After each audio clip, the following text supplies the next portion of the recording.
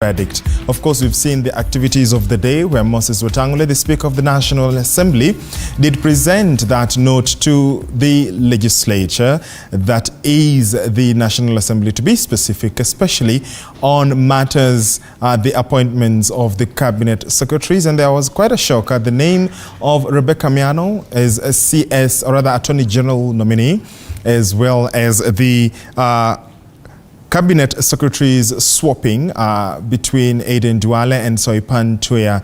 Aden being moved for environment and forestry, as well as Soipan Tuya moving to defense. That is the conversation we're going to have tonight. We invite your feedback on X, formerly Twitter, at TV47 News, at Muyakane, at Linda_Alela, at George Maringa_.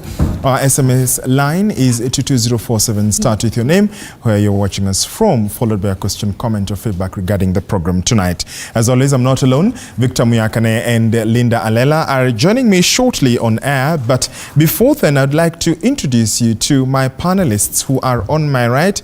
Remember, it is the young people who form the People's Court as well. And before I move to my colleagues on this side, I will allow them to introduce themselves, because none of them is a child. They are all adults, and they say they want to speak for themselves. And you know how much they have been agitating to speak and to be on the table. And so tonight, to give them the platform, so I'll begin with the gentleman on my immediate right. Start with your name and where you come from.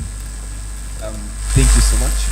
My name is Mark Ogo. I serve in the National Students Council of Kenya. The mic seems to be off, but let's see. How about now? Speak. Shall we swap? 1, 2. 1, 2. Okay.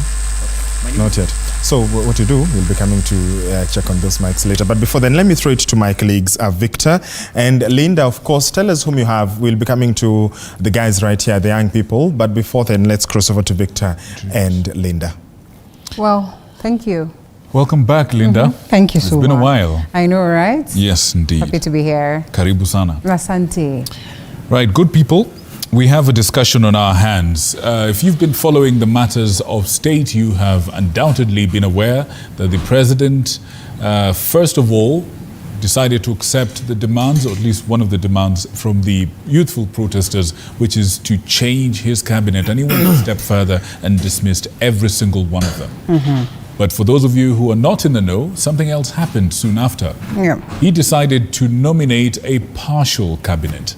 And in that list of 11 names was presented to the public as intended nominees for 11 positions in cabinet. But today, first of all, in between, there was quite a lot of reaction and debate around that list. But today, the president has forwarded the list to Parliament.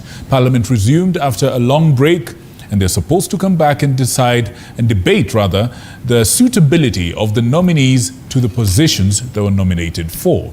But once again, that list was different from the one the president read that very fateful afternoon from State House.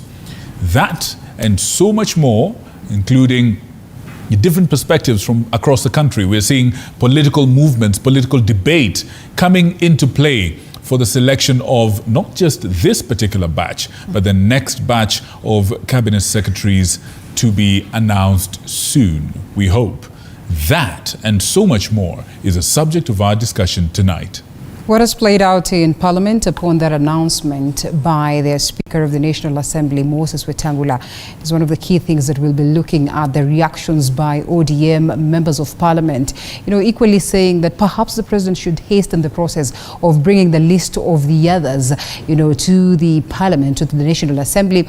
And some of them actually highlighting that, BAMBA, that is the Honorable or the Right Honorable Raila Odinga, was to present a list. We are eagerly waiting as Kenyans. But even as we wait, we unpack the conversation in relation to the 11 that have already been picked. And joining us for this very conversation, Patrick Osoi, who's a governance analyst, is seated right next to me, I would say. Patrick, thank you so much for creating time. And We also have a household name, I would call him, Ndong Evans, a constitutional law analyst. Thank you so much, Ndong, for always creating time to be with us.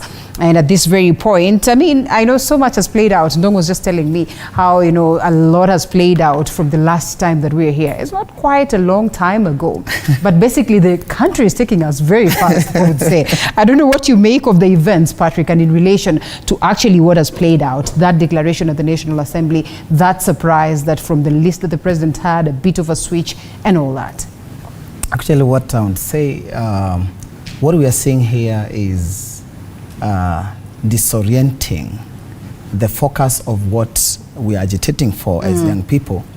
And I want to say that is very unfortunate. And from where I sit, I would say that also from the intelligence point of view, having worked with our intelligence body, I would call this as psychological kind of operations. That which is being played to either disorient people from the focusing of the agitating matters that we are advocating in this country, that is governance, corruption in this country, because it is not possible to have sacked someone or expel someone or dismiss someone, and then at the end of the day you call them or recall them back to the job.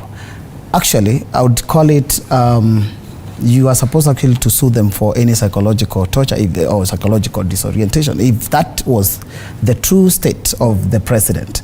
So when I saw him recalling or dismissing the cabinet secretary, I think the Gen Zs and millennials and people who in this case are agitating for change in this country, which I also in solidarity with, it was not actually going by what was being demanded. Wait a minute. We began by highlighting that this is a prerogative of the president as per the Constitution. Quickly, Ndong, we're going to come back to that, perhaps for you to enlighten us some more as to why you argue that way. Yes. This is a prerogative of the president. Constitutionally, must he always go by what it is that the people are demanding, or the Gen Zs are demanding, in as much as we also say that the sovereign power then belongs or rests with the people? Quickly, so that we go back to George to get to know the rest of the guests. Thank you so much, Linda. Linda, I think it would be fair to tell Kenyans first that today has been a very sad day, because we've seen that a young man has lost his life today in Kakamega in these protests.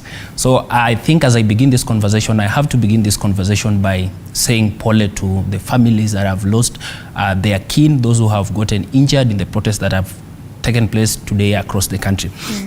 And on to what you have asked, it is true that it is the prerogative of the president to decide who becomes a cabinet secretary under the 2010 constitution. You know, the president may nominate any person of his choice to be a cabinet secretary at any point and at his pleasure. The only difference that the 2010 constitution gave us is that upon that nomination and approval, they don't work at the pleasure of the president. So that what used to be called under the old constitutional regime as the pleasure doctrine, where all cabinet secretaries, including the deputy president, would work at the pleasure of the president, is no longer there. So he has the free hand in terms of appointment, but he has no free hand when they virtually take office and begin service. Again, in his appointment, one can say that he can, he has a free hand in appointing whoever he wants to be. But remember that that appointment must also be at the same time fully compliant with Chapter 6 of the Constitution, that is integrity and the leadership principles. And that is very important. And that is the entire purpose of vetting. That once the president does the appointment, then the vetting process has been brought on board under the 2010 Constitution. So I think that is very important. And we await to hear what then plays out at the level of Parliament. Definitely. George, back to you. Indeed, absolutely. And of course on our screens is the information graphics of the cabinet secretaries and their respective nominations, especially regarding the announcement made by President William Ruto last week. And from that list, we didn't see Rebecca Miano's name forwarded to Parliament as having been announced. But before even you go back to those graphics, I want to reintroduce my guests, my panelists on this side. They're the young people. They're the young people who said that they want to be involved in the discussions and conversations, especially and being involved in the table. The last time they complained, they were not on this side, so today we elevated them, so they're at par. I hope you're satisfied now. Yes, indeed. And I'll just allow them to reintroduce themselves and start with your name, where you come from, or the institution you represent. My name is Mark Oku. I serve in the National Students' Council of Kenya, where I'm the one who is in charge of welfare and welfare relations and strategic relations in the council. I study at the African Leadership Academy in South Africa. Oh, welcome. Yes. What about you? Yes, thank you. My name is Madzao Rochandegwa. I'm the president of the Premier University of Nairobi, and I come from Kwale in Zombo, and I'm glad to be here. Thank you. Karibu sana. The only lady in the panel tonight. Hello, my name is Lohie Somi Amunga. I am a Gen Z and a youth activist, and I study at the African Leadership Academy in South Africa. Hello, hi. My name is Jeff Lin, president of the Media Students Association of Kenya, and I'm very glad to be here. I present Use her mic. Right. Once again, my name is Jeff Yen. I am the president of the Media Students Association of Kenya. Very glad to be here and very glad to be part of this wonderful conversation on matters of our nation. Indeed. And, welcome to the program. And perhaps I begin with you before you come to her. When you look at how the president announced the cabinet's secretary nominees last week, did you feel that it inspired confidence? Did you feel that the requirements or the issues spoken about by the Gen Z, by you guys, were adhered to? Did you feel satisfied by what you saw? I think just to take you back, when the president dissolved his cabinet around 2 weeks ago, I was very happy, very excited, because I knew, we are going to be having something new for our country. But when the president announced his first 11, the lineup, I found it, very shady. It was not what we're expecting, because what we're expecting as a country is that, there's going to be an overhaul of what the cabinet consists, not just of the people, but even, the cabinet itself, the ministries that are there. Because if you look at our country, we are a country of around 55 million people with around 22 ministries. If you look at the United States, they are a country of more than 300 million people with less than 25 ministries. Same to China, with a country with a population of more than 1.4 billion with only 27 ministries. And therefore, I thought maybe as a country we're going to reduce the number of ministries that we have and reduce the number of cabinet secretaries. Because I don't understand why my grandfather somewhere in Muranga should, be, who is a coffee farmer, should actually, be working with the Ministry of Cooperatives at the same time on the same issue, working with the Ministry of Agriculture. I thought maybe that, some ministries are going to be merged. And therefore, when the president announced his cabinet, I never found a solution to what we, the Gen Z, were calling, because we are calling for good governance. Unfortunately, we are having, we are giving solutions for the problems that are not there. I'm hearing that we are bringing ministers, cabinet secretaries rather, to bring a face of somewhat of a national face that consists of all tribes, which is very impossible. When you give people from this party or from this coalition, the position of ministers and the other coalition, we have not solved the problem that we, the Gen Zs, are calling that we are calling out, because the issue here is good governance. It is not about tribal composition. It is not about religion composition. Is about good governance, and that is why we wanted an overhaul. We didn't want to see the return of the people who were there in the previous cabinet. It is very unfortunate that we are seeing that the confusion is still there. I was actually looking at the happenings in Parliament today. I never heard the name of this nominee for the position of Attorney General. I also saw that we've interchanged now the nominee of Defense and the nominee of Agriculture, and it just talks about there a lot of confusion that is there within the government. Somi, let's come back to you, and you could hand her the mic. Somi, the president over the weekend when he was speaking, he said, he's given everyone an opportunity to speak. It is his time to do what he wishes. What do you make of that? First of all, the president should not say that it is his time to do what he wishes. In the Kenyan constitution, the people have a right to picket, and that is exactly what the youth and the Gen Zs are doing out there. They're doing what is in the constitution. It is legally right for them to picket. So when the president comes and says that enough with the picketing, now it's his time to ensure that come what may, he's going to stop, the picketing that is happening outside. That is very, not okay. And just to add on to that, when we saw the 11 nominees that the president announced, I think I was quite surprised to see some of the names pop up again again, considering that the president had already dismissed them from the previous cabinet. We're seeing people like Dr. Deborah, who has been nominated for health, and we are questioning why she is coming from the exact same, part of the country like the former CS who was in that position. We are seeing people who are coming into education, and yet they were running mates of the former CS for education when the CS of education was running for a gubernatorial position. So is the president playing a game of chess with the cabinet? Because in its entirety, what he's doing is he's changing the faces of the people that he's putting into these cabinet positions, but is there a political agenda behind it? This is what the Gen Zs are wondering, and this is what we demand an answer for. Is he changing faces, but he's still playing a political card? And further to ask onto that, should his political interests matter in this situation? Because by the end of the day, he's saying that he is listening to the people. But if he's listening to the people, should his political interests actually count? And if they are counting, what happens when his political interests are conflicting with the interests of the Gen Zs, with the interests of the same people who put him in power? So what we as the Gen Zs are concerned about is the fact that the president is seeming to play a game of chess with his own cabinet. How can you dissolve a cabinet which shows that you did not have, confidence in them, and then you put 6 of them back in, and then you decide, okay, today we are swapping Aden Duale and the other minister, and then so is he playing a game of chess with our cabinet? This is what we are wondering. Mark, whom would you like to see in that cabinet? I don't know if it's on. Yes, it's on. Yeah, so first of all, I think before I answer your question, I think fundamentally we all do agree that the biggest undoing for the president was his cabinet, in the entire thing, because the last 2 years it's been like a wasted 2 years, because I think any reasonable person could say that the cabinet was his greatest undoing. However, I would wish to say this. I would perhaps take a more rational and a different approach from what my 2 peers have taken. I think their view of those things is more of a conservative approach. But personally, I think, to be fair to the president, I think he would need to take a rational approach. And the rational approach to this selection of cabinet secretaries will come in 2 forms.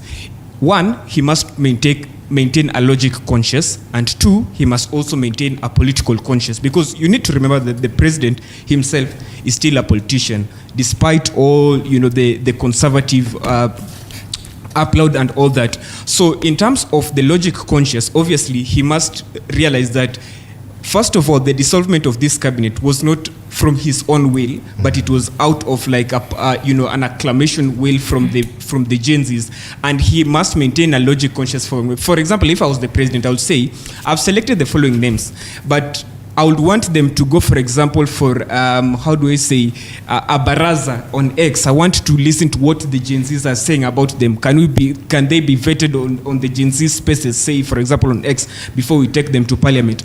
Now, in terms of political conscience, I think we must all realize that the president is still a politician, and at some point he will still go and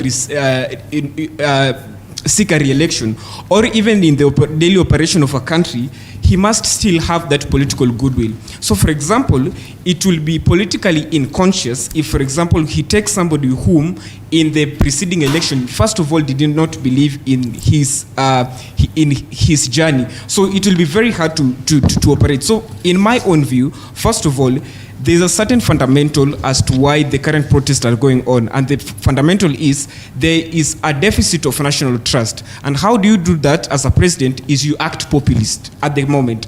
People want to see faces, names which they can trust, people whom they have had seen experience. For example, if I had the name of Kivuta Kibwana being selected as the CS of Health, it will start boosting that national trust. There are people whom have served in the political the political world who have some level of experience, whom if the presidents will name, people will be saying, I think that one can work, and it will boost that. So I think from a rational view, the president would need to still maintain two consciences: the logic conscious of what the Gen Zs are saying, but also not to lose the political conscious. Because at the end of the day, even the opposition, they will be there. The opposition also have their own way of mobilizing their own form of Gen Zs. Mm-hmm. So that's my own view. I think to maintain the national trust, the president at the moment will need to act as a populist. Mm-hmm. Madzao, before I cross over to the two gentlemen and also my colleagues. So when you look at the president, he went around and campaigned,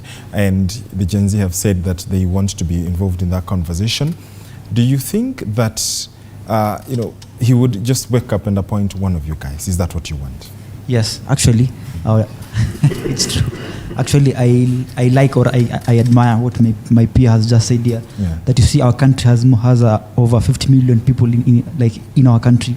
So it really doesn't make sense for us to see that the president can reappoint people that he just sacked. And as my friend said at the back here, that is like he's playing chess with us. Actually, from where I sit, I thought I'd be appointed as the next CS for education, being a student, but he didn't, or maybe even somebody, even as youths, because it was one of our main agenda. Because if you have to be very honest with ourselves, it's a very crucial time as a nation that we really need to address our issues for us to have a growth democratically. Mm-hmm. But if we let this chance go, we will really have let the lives of those that were lost to pass by in vain. Mm-hmm. Because if we really maximize at this moment, we'll have at least have a dialogue with the president so that we can set things straight. Talking of dialogue, he said you guys didn't show up on X. We showed up on X. We did show up, but now you see, we really needed like a formal one whereby we can address real issues. But then you want him to address what? The 70% of you all, that's about 20 something? Not really 70% of us, because as per how we had first addressed it is that one, we have the constitution, but apart from the constitution, we have other agendas that we can introduce that can really make us make a progress towards nation, because we've made much steps or bigger strides with regards to gender, but we've not really made any steps with regards to youth. Because as what I expected is that maybe after all these demonstrations, at least we'll have an overhaul maybe of the parties. We said that maybe in every party, at least a third of the members be youths, or maybe in every company, in every organization, at least a third of the top people at the management are youths. Because as where we sit, I'm not really comfortable with where we stand, because after all this month, the only thing that we've been able to achieve after all the tear gas, after all the debts, is only the dropping of the finance bill. Because if it's the dropping of the CSs, we've seen he's just brought the same people that he dropped. So really we've just wasted time. So in fact, I'd like to urge the youths that we really need now to re-strategize and maybe do another demo now. We occupy the parliament, so that now we can now have addressed our issues, because where we sit, we've only dropped the finance bill and no much progress has been done as a nation. Indeed. And just to echo what my friend here said, yes. He's saying that we need that the president is acting as a politician, but really if we are to think the way you're thinking, we really won't move forward as a nation, because if really we are to progress democratically, like abroad or maybe like other states, we really need like to consider our people. And because from where we sit, in fact, what we needed most of accountability. But where we sit right now, our parents who are farmers were sold for fake fertilizers. We were sold for fake oil, fake sugar, and up to now, none of the CSs who were engaged, or none of the leaders who were engaged in all these scandals have been brought to book. None of the policemen who killed our people have been brought to book. But surprisingly, all those students, all those youths who...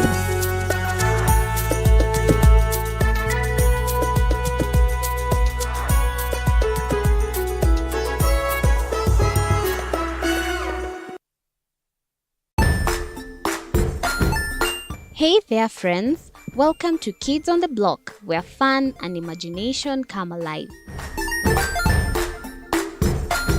We dive into magical world filled with exciting adventures and awesome friends. What position were you in? I was number 2. What position were you? Number 1. He decided to cross the bridge by his house and look for food on the other side. We're going to do half cup of chocolate chips, and the other one, we're going to do half cup of the blueberries. So, grab your imagination hats and get ready to explore with us. Join us every Saturday at 9 a.m. for new friends, amazing stories, and tons of laughter.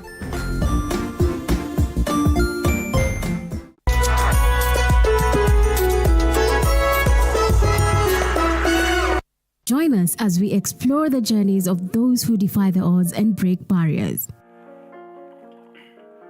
We dive deep into the stories of triumph. Sometimes when parenting a child with a special need or whatever disability, family life becomes a bit complicated and you may end up raising the child on your own. Here, we inspire. I have a farm which one we showcase with other dyslexic youths and autism how to farm. Motivate. It's never easy, but what we do, the best thing is to work with another parent who has an elder child than yours. And break through the barriers one story at a time. Push your boundaries beyond the limit. Saturdays at 8 p.m.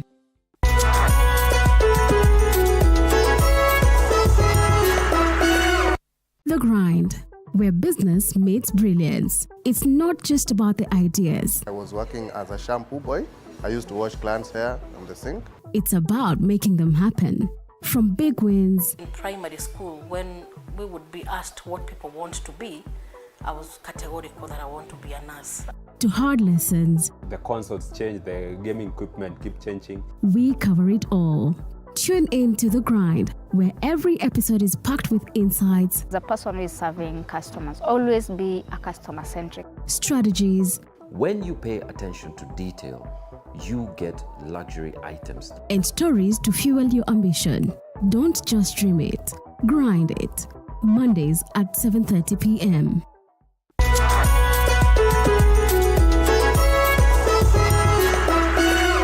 Jiunge nasi tunapoangazia safari za viongozi bora.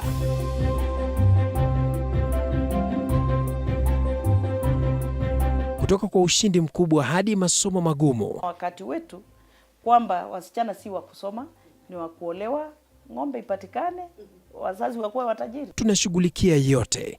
I wish I were a better investor. My parents taught me how to look for things for myself.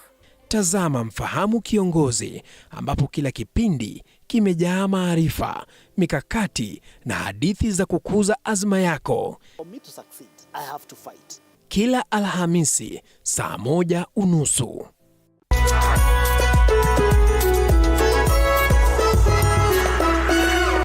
Welcome to The Realtor, where we take you on an exciting journey from bare land to dream home.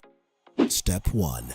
Finding the perfect plot. We explore location, size, and potential. Next, construction begins. Witness the foundation being laid, walls rising, and rooms taking shape. Step 3. Electricity matters. We delve into wiring, switches, and smart home tech. Step 4. From paint choices to fixtures, it's all about aesthetics. Step 5. It's time to get the right furniture. Finally, the big day. Time to move in and create memories. Join us on the journey to making homes a reality on The Realtor, Tuesdays, 6:30.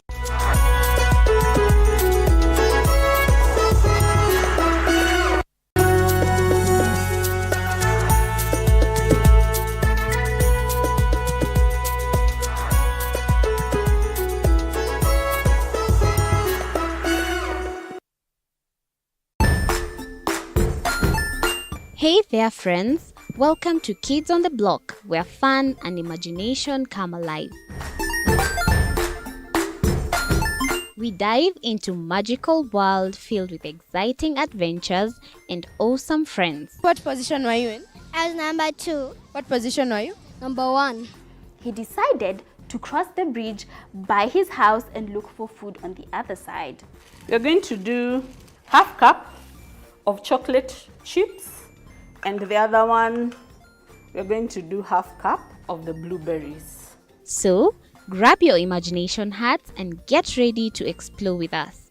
Join us every Saturday at 9 a.m. for new friends, amazing stories, and tons of laughter.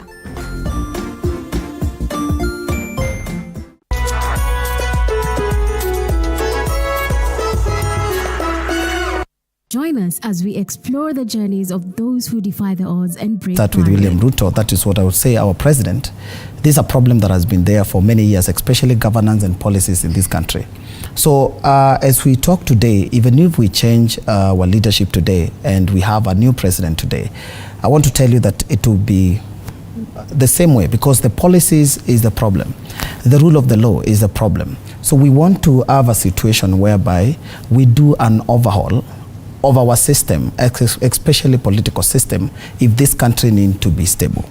So, and I also want to say that in matters governance, like today you saw people going to JK and like stuff.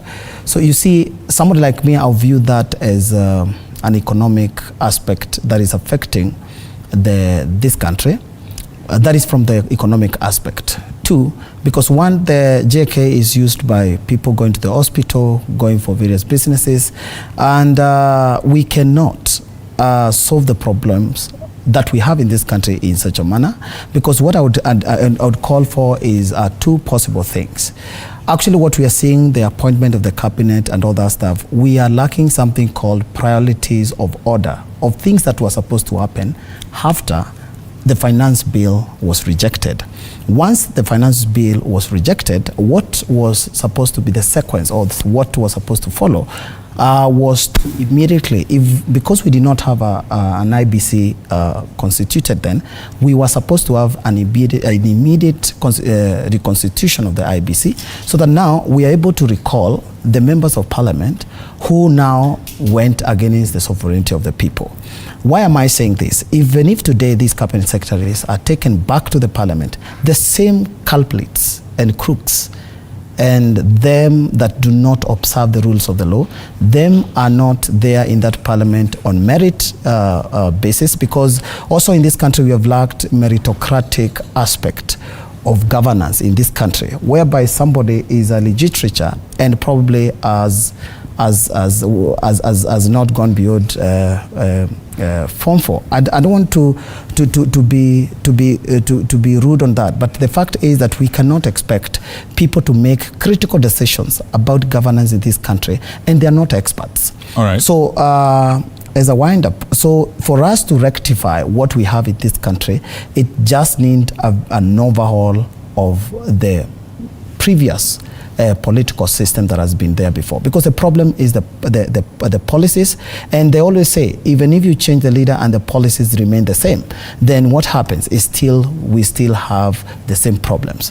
On that point, what does it take to overhaul this political system, as you say? Because consider that this is a system that has existed in this country.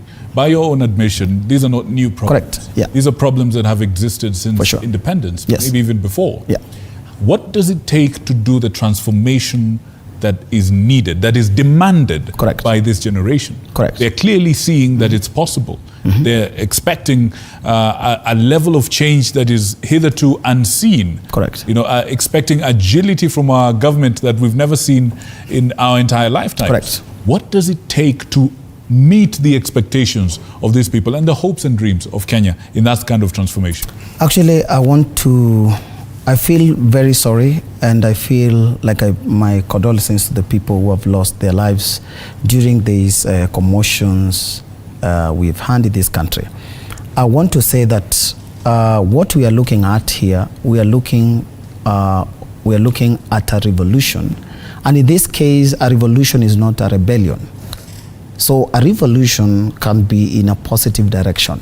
So when we talk of revolutions, and if you check the histories of the revolution that they have happened before, they can even take 10 years to have a revolution in a certain setup. So what we are looking at, 10 years to wait. So what we are looking at here, we are looking at a group of people, and I want to make it very clear from the point of security expert, where I also come from. So when you go to a war to fight, because this is a fight, bringing a revolution or bringing change does not come very comfortably. So there need to be a lot of sacrifice for the people to do, but they must do it the right way. Even if there is allowance of people to do, to picket and all that stuff, it is directed to whatever is around with is allowed within the Constitution. So we are looking at two possibilities here. Either people go the guerrilla way, or we do a coup, or another aspect is to do to first of all reconstitute the IBC. We make sure it is operational. We recall the MPs. Then the people will have the power to control the parliament. Right now, still, the people do not have the power to control the parliament. So we still will have problems because we have not sorted the first issue. That in this case was to recall these members of parliament. Which is what you were saying earlier, yes. The order of priority. Yes. I see. Mr. Ndong, I saw you shaking your head and nodding your head. Different points of what you were saying, what other guests were saying. What are your thoughts on this? I think let me first begin by saying I do not share in the thought that this is, some kind of guerrilla war. We have had this hue and fury from the politicians, making this look almost like we are going to take over the country through some military point of view or through what they call anarchy or recklessness. Last time I said, Victor, that we need to understand where we are as a country. He has just said that the problem we have in this country is policy and the rule of law. I agree that we have a rule of law problem, but that rule of law problem does not stem from the fact that we don't have good policies. It does not stem from the fact that we do not have good laws. It stems from our culture of leadership. This is an ethics question. And you see, Victor, the reason why every politician, the political class, are coalescing together, that is what we saw today in Parliament. They are coalescing together because they are realizing that kumbe, it is possible for a people to come together and say, enough is enough. We are going to take back the power that we donated unto you. And you asked very important questions. I said that at one particular point, as a people in this revolution, this Gen Z revolution, you say first, this Gen Z revolution was not a making of any other person. We did not sit down anywhere, Victor, and organize that we are going to change this country. This conversation began owing to how things were going in this country. You see, the current government as it is, when it first came to power, it began by telling us that it was the last regime. It was the former regime. When you talk about corruption, they will tell you it's the former regime. When you talk about, our taxation measures that were oppressive, they will tell you this, the former regime. But you see, Victor, there is perpetuity of governance. There's perpetuity of governance. The fact that you are the one that Kenyans have entrusted on the driving seat to take the country forward means you take responsibility. You don't take 2 or 3 years singing about the former regime, and yet we have seen what has happened when this regime came to power. Corruption has gone a notch higher. We have seen the kind of disarray that was there in the cabinet that was, that was there. And the point is this, Victor, it did not have to take 50 Kenyans to die for this government to begin doing this knee-jerk reaction of changes that they are now, they are now bringing on board. It did not take the Gen Z, it needed not to have taken the Gen Z to invade Parliament for them to have made these changes that we had. So when you look at this movement and how it's going, we must first understand that it stemmed from a culture of dissatisfaction, total dissatisfaction. But we also need to understand that from the political point of view, they have told us we are taking the country on violence, we are taking the country on anarchy. You need also to understand the intergenerational disconnect that is there. You see, Victor, the other generation that has put, these people in power were a generation of dons and nots. Dons and nots. If the government tells you not to do this, they don't basically do that. They were able to ingrain fear into the culture. When the president rose, the culture that we inherited from Kenyatta 1 to Moi to, and we carried it on. But you see a generation that does not fear anything, Victor. You see a generation that says we are going to invade Parliament, and they're invading Parliament because they are taking back Article 1 in their hands. So you also need to understand the intergenerational disconnect. And that is why the government cannot, basically handle this. The only way to handle this, Victor, is simply listen to what the people are saying. Listen to what the people are saying. And Parliament has completely failed to do its job. And we are telling the president, go back to the people. Listen to the voice of the people. On that point, and thank you for that. On that point, before my colleague picks up, how would you rate the performance of this government on that very simple metric, listening? And I ask this also to our other guests in studio. When the camera comes back to you, please tell me, From the time the pressure began, somewhere in June till now, there's been a list of requirements, a list of demands, a list of changes that were expected of this government. How would you rate this government's ability to listen to its people so far? This government, Victor, is tone deaf, and I'll keep repeating it. What the government is on a mode where they are basically not proactive, they are reactive. You see, when the Gen Z movement began, what they did first is that first they did not take it seriously. You saw the dismissal from the majority leader. They kept on saying, these are people going to Maandamano with iPhones. After that, they take Uber, they get to KFC. They did not understand that this was serious. So the first thing they did, their first response was not to check what has been the challenge. Their first response was to dismiss it. Now, when they dismissed it, the Gen Z said, okay, you are dismissing us. We have been dissatisfied. They occupied parliament. After the parliamentary occupation, what happened next? The government responded by withdrawing the finance bill. You see? And we went out again and we said, no, it's not enough for you to withdraw the finance bill. First, you remember when we were pushed the finance bill, they told us the country will get into a brink, and we were telling them, we have read these things. The country is not getting to a blink. We are going to revert back to the taxation measures we had the other time. After the finance bill, what happened? When we pushed, we told the president, please, the incompetence in your cabinet, the incompetence in your government is not one that requires you to reshuffle. It's one that requires you to dissolve. The president went ahead, Victor, and gave 4 reasons for dissolution of this cabinet. The president told us he has listened to the overwhelming majority of the general public. The president told us he's concerned of transparency issues. The president told us that the discretion he has in reorganizing, his cabinet, he has looked at competencies. He has, assessed the competencies of ministries and decided that he's going to dismiss all cabinet secretaries. What happened after that? The president got us the same faces that got us into this mess. You ask yourself, what was the legal justification then for dismissal? You list 4 reasons and you tell Kenyans, I am dismissing these people because I have listened to the overwhelming majority. What were the overwhelming majority saying? The overwhelming majority was saying there is gross incompetence. The Ministry of Sports is in shambles. The Ministry of Transport is in shambles. We are seeing killings in the Ministry of Interior. You go ahead and give reasons and you dismiss them. Few days later, you return the very same faces to the very same cabinet. What does that tell you? The government has misdiagnosed the problem. You also recall, as I finish, Victor, you recall that when the protest first began, and I'm talking about the government listening. The government is not listening. It's not listening. It's simply getting as knee-jerk reactions, short-term reactions. The government said it is the opposition that is moving this movement.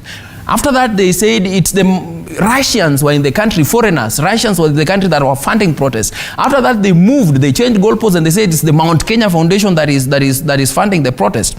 Immediately after that, they went back to Ford Foundation and said it's Ford Foundation that is doing that. After that, we heard of they are looking for 6 politicians. As late as yesterday, the president said it's the Ford Foundation. As late as today, they say they're looking for 4 politicians that are funding protest. Victor, how does one fund a protest? We are being funded by our own problem, our own challenges as a people, the wanton corruption, the wanton incompetence that is happening in this government is what is taking people to the streets. So number 1, the government has misdiagnosed what the challenge is. And because they have done that, their response is also miscalculated. All right. Please. All right, and I guess we have to cross over to the other side where George is, so that we also get to hear what the lady and the gentleman then have to say. And so I take it to you. Actually, if I may, George, may I just pose a question to your panel? Go ahead. Tell me something. There's been some people that have come back, but there's been new people that have come onto the nomination list. I would like to hear what the young people have to say about the new nominees, the fresh faces, and I would like to hear about what particular, for lack of a better word, beef everyone has with the faces that have come back to cabinet so far, 11 people or 10 down the road. And we'll begin with Amunga. Thank you very much. So with the new faces. Let's start with the new nominated CS for ICT, okay? The new nominated CS for ICT is coming from the exact similar region, actually the exact same village as that of Raila Odinga. So I still pose my question. Is the president bringing to us new faces, but there's still political, interests in play? So are they new faces, but still the same political interest? So this is the exact beef that we are having with even the new faces that are there. They're new, but they're not really new. On to the old faces. I had earlier mentioned that it seems as if the president is playing a game of chess with his cabinet. Remember, he has dissolved his cabinet, claiming that he had listened to an overwhelming majority, right? As my friend had said, the overwhelming majority is saying they're dissatisfied with, how, the cabinet had initially handled its affairs. And now you had listened to them, proving that, you are also seeing that there is some, problem with the different sectors that they're handling. However, you're bringing the same faces back. Are they being held accountable for the past mistakes in their former positions? How is the president ensuring that there is some form of accountability, there is some form of holding them responsible for some of the various scandals, like in energy? There was scandals for energy for around 17 billion. And yet, the same person who was in that ministry has now been brought in to the new list of nominees by the president. So do you see where the problem with the Gen Zs is coming in? These faces, they seem like it's a political tactic and not necessarily the president listening to the people.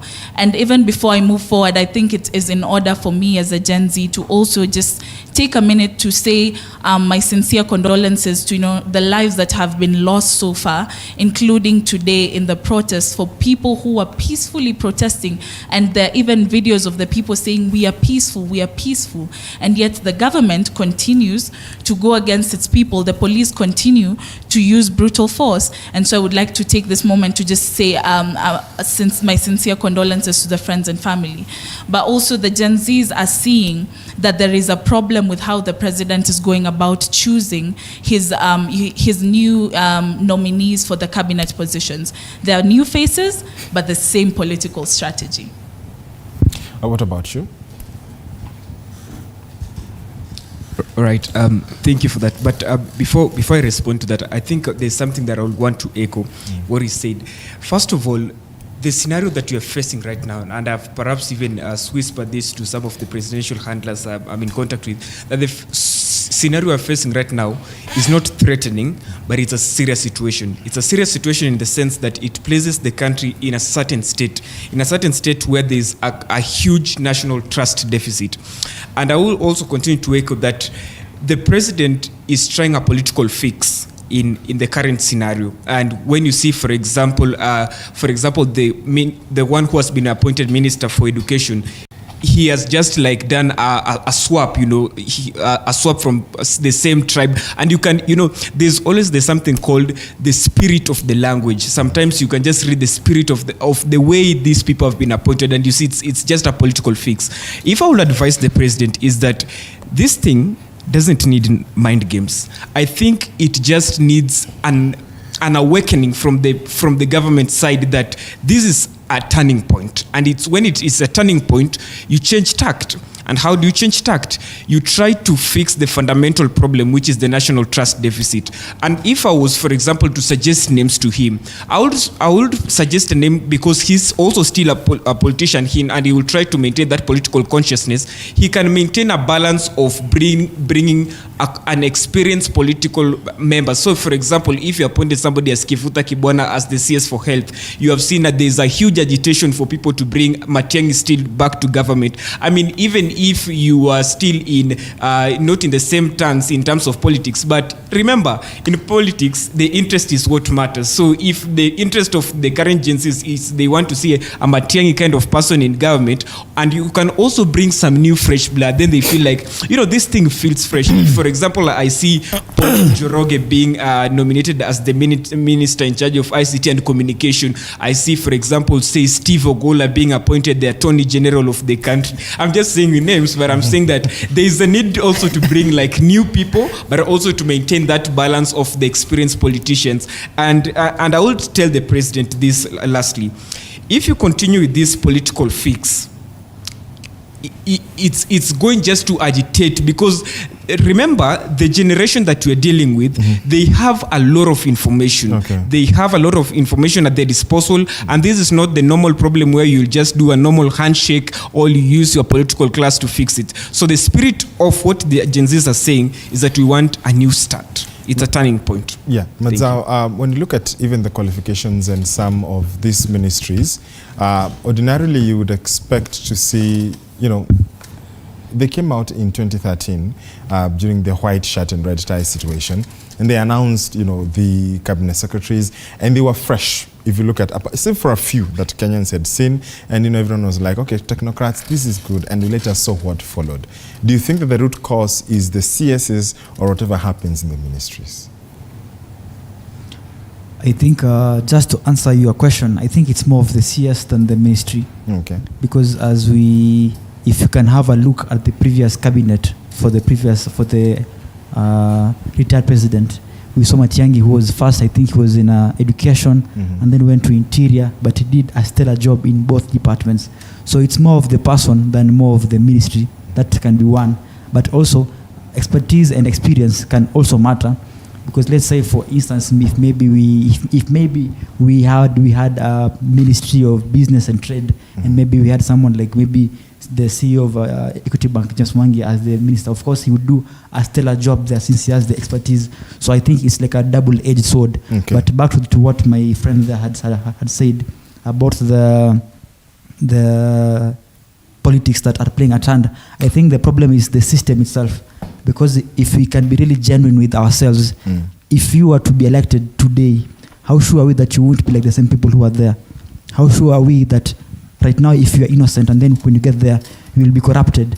Yes, you may have good intentions, but when you get there, everyone is playing the game as per the rules. So I think it's high time if we first address the system. And then back to the question of the CSs that have been brought back. Yes. Personally, I'm not really comfortable with mainly the two for defense and the one for interior, because as where we stand currently, I really feel bad, because each time I just remember the kids who are shot. There was one in Rongai who was shot like 6 bullets. There was one in Gdurai from Tugal who was shot, and up to now, in fact, I would have been happy if at least there would have been trials. At least the judiciary would have made some effort, at least to see that there is law running in the nation.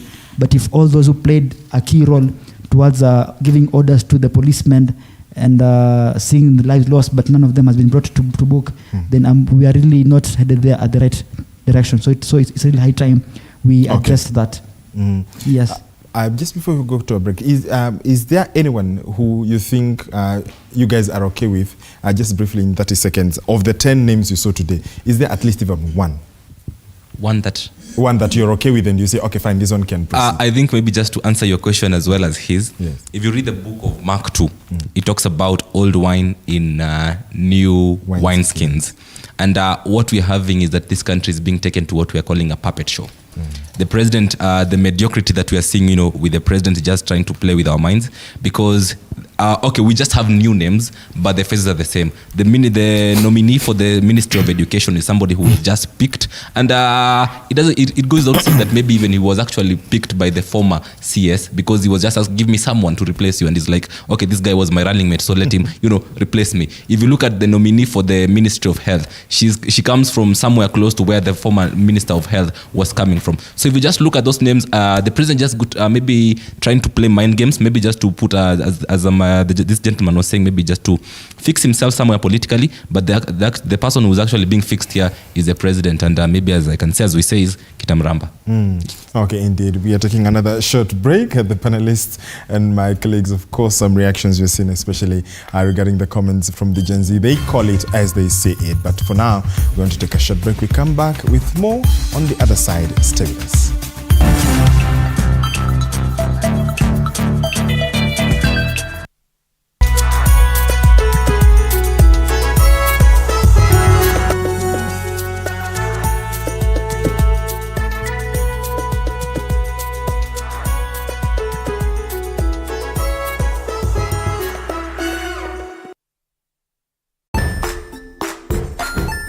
Hey there friends, welcome to Kids on the Block, where fun and imagination come alive.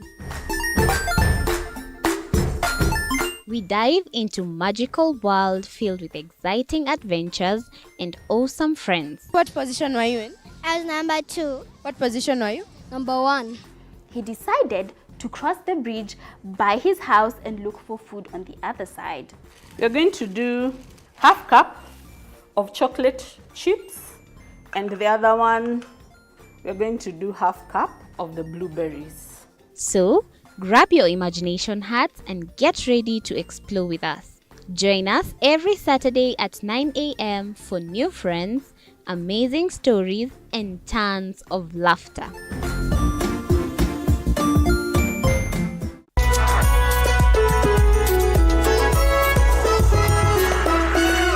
Join us as we explore the journeys of those who defy the odds and break barriers. We dive deep into the stories of triumph. Sometimes when parenting a child with a special need or whatever disability, family life becomes a bit complicated and you may end up raising the child on your own. Here, we inspire. I have a farm which one we showcase with other dyslexic youths and autism, how to farm. Motivate. It's never easy, but what we do, the best thing is to work with another parent who has an elder child than yours. And break through the barriers one story at a time. Push your boundaries beyond the limit. Saturdays at 8 p.m.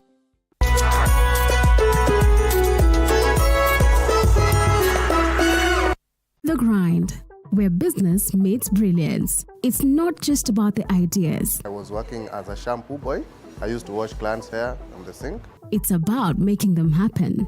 From big wins. In primary school, when we would be asked what people want to be, I was categorical that I want to be a nurse. To hard lessons. The consoles change, the gaming equipment keep changing. We cover it all. Tune in to The Grind, where every episode is packed with insights. The person who is serving customers, always be a customer-centric. Strategies. When you pay attention to detail, you get luxury items. And stories to fuel your ambition. Don't just dream it, grind it. Mondays at 7:30 p.m.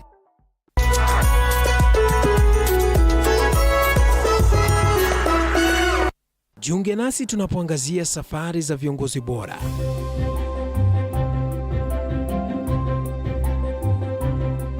Kutoka kwa ushindi mkubwa hadi masomo magumu. Wakati wetu kwamba wasichana si wa kusoma, ni wa kuolewa, ng'ombe ipatikane, wazazi wakuwe watajiri. Tunashughulikia yote. I wish I were a better investor. My parents taught me how to look for things for myself. Tazama Mfahamu Kiongozi, ambapo kila kipindi kimejaa maarifa, mikakati na hadithi za kukuza azma yako. For me to succeed, I have to fight. Kila Alhamisi saa 1:30.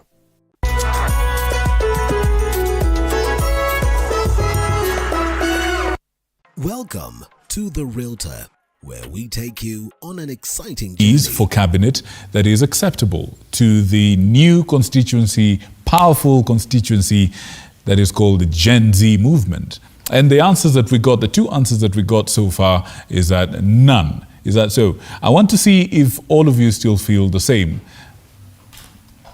Do you still feel that there is none who is... Is there any among the nominees that you actually approve of, and why? For me, there is really none whom I approve of, because if they are all part of the previous system, that brought us into the mess that we are currently in, then it will be fair for us to bring a new set of people who can lead us, because there's a phrase in Kiswahili which says nazimbovu ni harambu ya nzima.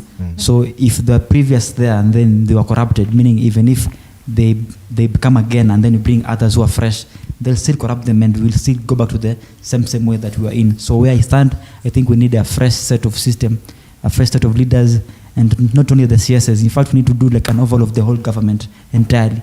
We could just get new people who will now work with set and new ideologies and new policies that can move us forward as a nation. But from where I stand, I think we will still go back to the old ways, to the previous ways, and all those lives that were lost will have gone to vain, and all our energies and all our noise and our voice will have gone to vain. That's where I sit, or that's my understanding.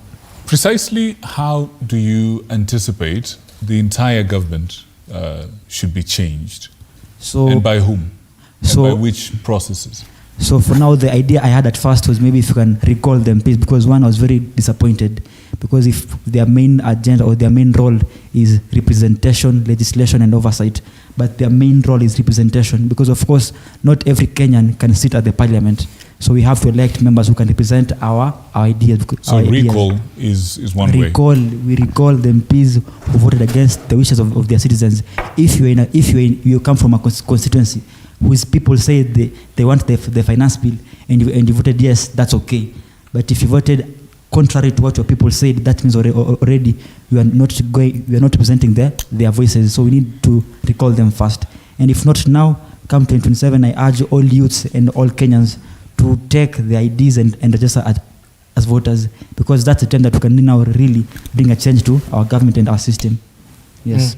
You guys, and I think I'll go to you. You people seemed to have introduced some discipline, especially into the MPs. You sent your greetings. You dealt with them in an interesting way. And over the weekend, we did see one actually saying that because of how the Gen Z have treated and dealt with them, they will either approve or disapprove, going by what the ground says. Are you confident? Because either way, the structures that exist, I mean, you may say here you do not want these people, but the structures that exist in the constitution that we passed is that they have to go through a vetting of parliament. Would you be confident that the people, the legislators, would be able to fulfill your wishes? I think we are more comfortable by knowing that, the MPs are well aware wasipofanya kitu tunataka watasaidia. Is it off? Perhaps. Hello. Yes, Sorry for that. Mm-hmm. I think we are more confident in knowing that when the MPs are aware, if they do not do what the people want, watasalimiwa kidogo. And at this point, I believe that some of the MPs have learned their lessons. We saw some MPs coming out in public and having shirts written, "I'm sorry." They were very humble and apologetic towards the people. We saw other MPs on social media, taking back the claims that they had made against their own people. So now I believe that it is important for them they have a chance to show us why we should believe in them, and this is a very big opportunity. And I think even that chance ideally would be, when you say that chance, what do you do? When I say that chance, I mean a chance to actually have a fair and truthful vetting session in terms of the CSs who the president has nominated. Okay. And you had also previously asked the question, what are some of the names we want to see? Yes. I don't know why we have never considered people like Eric Omondi.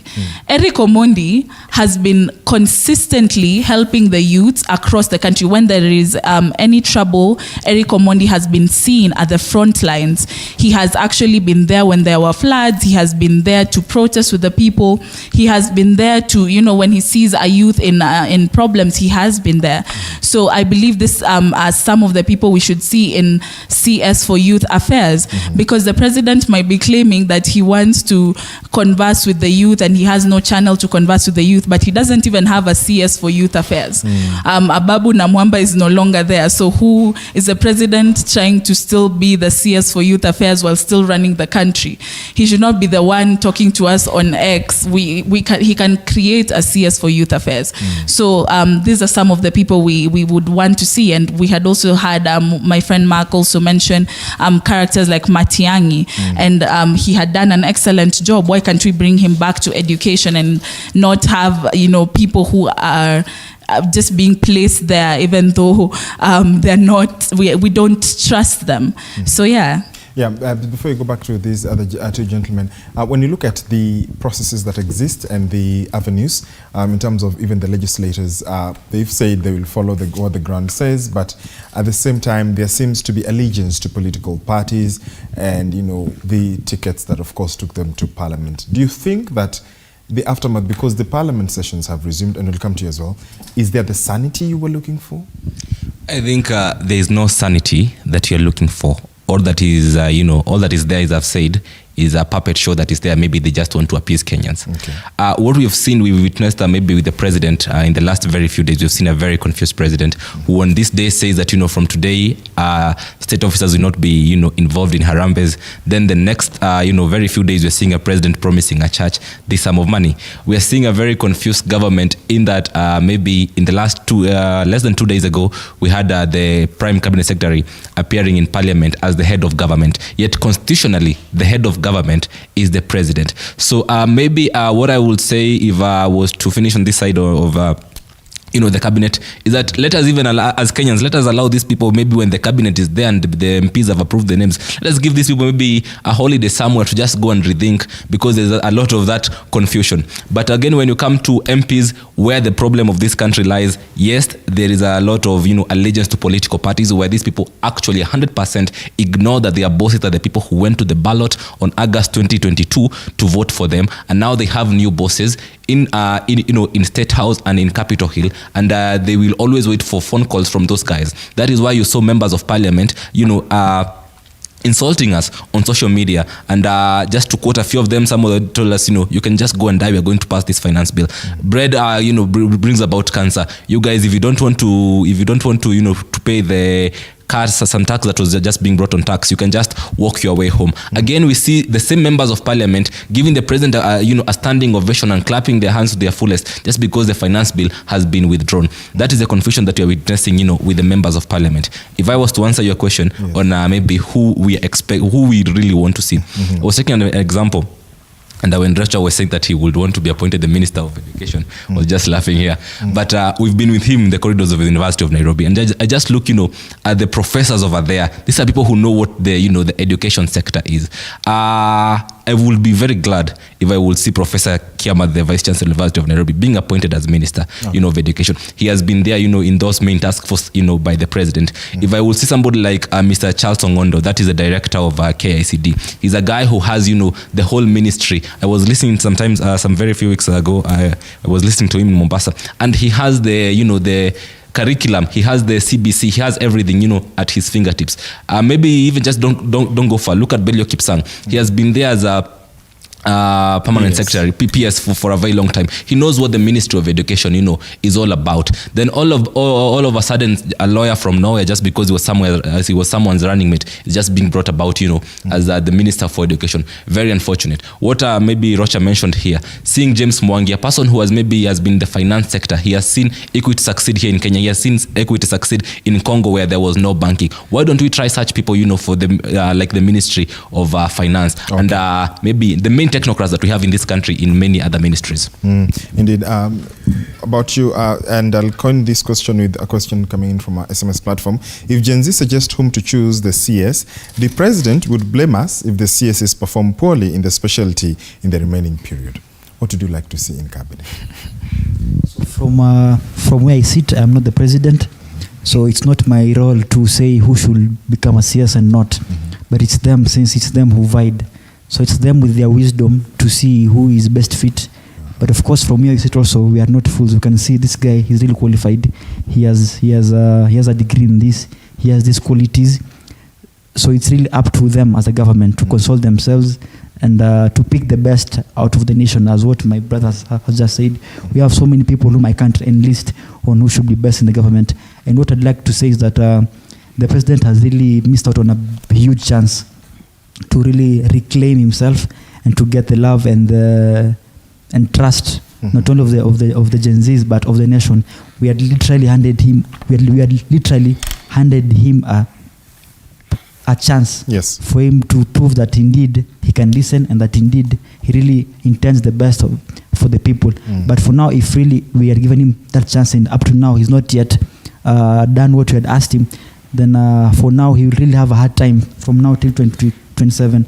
I'm just trying to see how he'll be able to manage, or how he will reclaim our trust, not only as Gen Zs but as a nation. So let us see how things will unfold. Perhaps maybe 1 year down the line to the election, maybe we will see Unga at 30 bob. I'm yet to see. Maybe Phil will be at 60s. Then maybe when he now gets elected, things go back to the old system. Okay. So I'm really waiting to see how it will unfold. Yeah, you can hand him the mic, and before you cross over to that other side. So I have not heard you guys talk about Chapter 6 in its entirety. What are because those are some of the documents and procedures that really are followed. What do you think that the Constitution as it stands right now continues to prescribe what exactly should be the criteria and the qualities of any leader?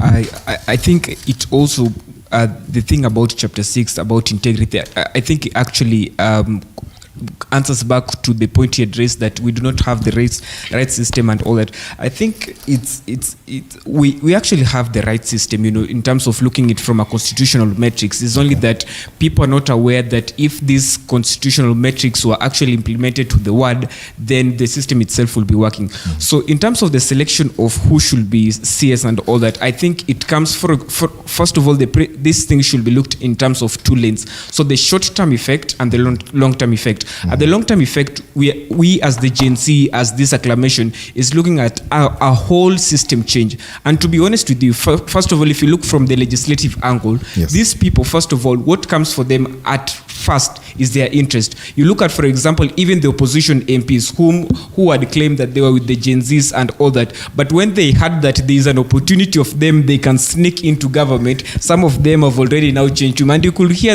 some of the lamentations that were being made, for example, with for example, MP Kaluma. Now, in terms of the short-term fix, I think the president needs to act populist.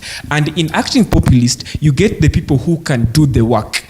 People who have some level of experience. For me, and with all due respect, I wouldn't want to see somebody like Eric Omodin. I mean, we need the short-term fix needs people who know the work and have some level of experience. Sometimes, you might think for example, you may see somebody as a good legislator, but that doesn't necessarily translate to them good an implementer. And we can quote examples who have that. So in the short-term fix, I feel the president has to act populist. If I was the president, I would say, all these people who have been selected, I want you to go to X, and you must get that general approval from the Gen Zs before I forward your name. So he needs to act populist. There's a way you can act populist with people, gain that national trust of people, the people whom you present the names, and slowly, because I feel this is the only moment the president can reclaim himself. And he can shut off and say, guys, the problem was the people surrounding me. And he can play politics with this. Say, guys, muliona wale watu ama namna gani, my friend. I removed those people and the government started rolling.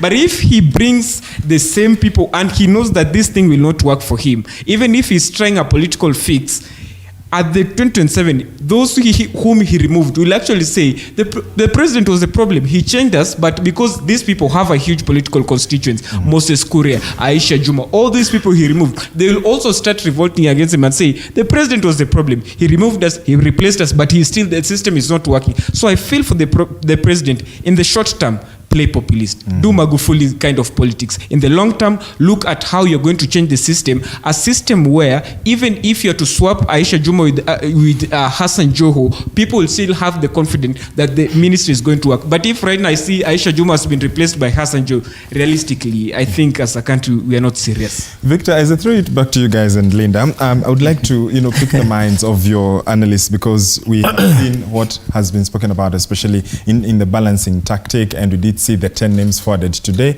short of, the 14 to 22 threshold, in terms of balancing politics. And, these gentlemen have spoken about that, and in trying to also see the conversation we've had about the hand of the opposition in all this, Victor. All right, the gentlemen are going to respond to that. We have limited time, I must admit. But just to advance the conversation and from where he lives it, listening to Peter Kaluma, listening to John Badi, you can confidently say that ODM has spoken, or perhaps Azimio or Baba has spoken. Correct. And the president sits at this space where he acknowledges that it had to take a lot of consultations and soul searching, and the train has left the station. I think he had about a week to read the mood, and if this is the list that he presents to the National Assembly with a bit of adjustments, it means that list then sticks. The rest that we are expecting or anticipating to hear the president list, the 11, what would you expect from him? What gamble should he pull on this case, so that then we do not continue pointing fingers and saying that indeed the president has really not read what it is that the people want? We actually at the moment have the problem whereby the names that were the president read and the names that were presented, they are being alleged that they were not the same names.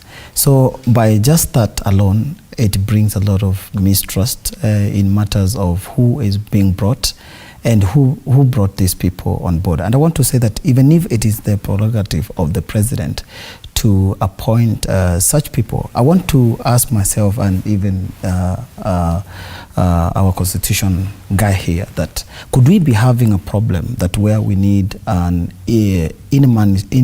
emancipation of our constitution from the imperialism?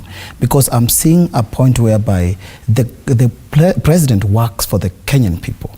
So why would he be given the mandate or constitutionally to appoint people? Why can't the people participate? Because now it is to their interest the country to be run well. Because when the country is running well, we are seeing like the people are comfortable because they have pushed their agenda. The members of parliament have been elected by the people, and therefore they are in parliament representing their people, and we understand what the constitution says about that. Why would you argue that then the people are not being involved in this process? People are, what I want to say that what we have today in our parliament today, since many years, we've not have and clear representation by the people. These people are following certain line of command. Somebody will say, my party leader said.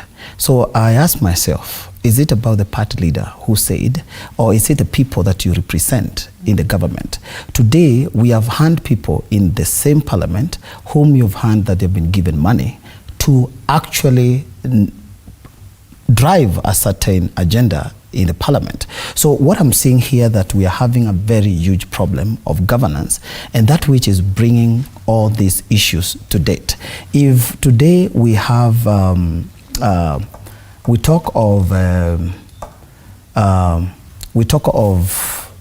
ODM today saying that no, we needed to be given slots, or this particular party saying that we need to be given there's some slot. I want to say that if we have good policies and governance in this country, I can assure you we do not have to care who becomes the president, who becomes what, because this person is not guided from the point of who has put them there, but is being guided by the policies and the rule of the law that is there. In this country, I can tell you for free that we are not guided by the rule of the law. We do not follow the policies that are the laws and statutes that are laid down for the people to follow. We have very selfless kind of leadership in this country that is costing us where we are today as a country. So I want to call them to say that on the people that were brought in for the cabinet secretary thing.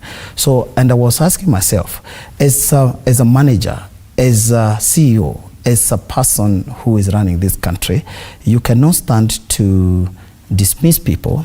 And at the same time, did you get a quick advice on you need to dismiss these people? Or did you not take time to understand who are you supposed to dismiss before you dismiss everyone and then recall them back? You see, it is very irrational to any person, even if someone does not understand the whole aspect. Ask yourself, why did the president has to dismiss these people at the first time? Why did he not take time and get to know who is this person is supposed to remain, and then dismiss the ones that he felt did not meet there? And I know that so much is changing. Yes. And so much is likely to change quickly. If we're going to focus on that, Ndong, and I know you've touched on it a bit, but it looks like the train has left the station. Are there possibilities that this would, face legal tussles moving forward?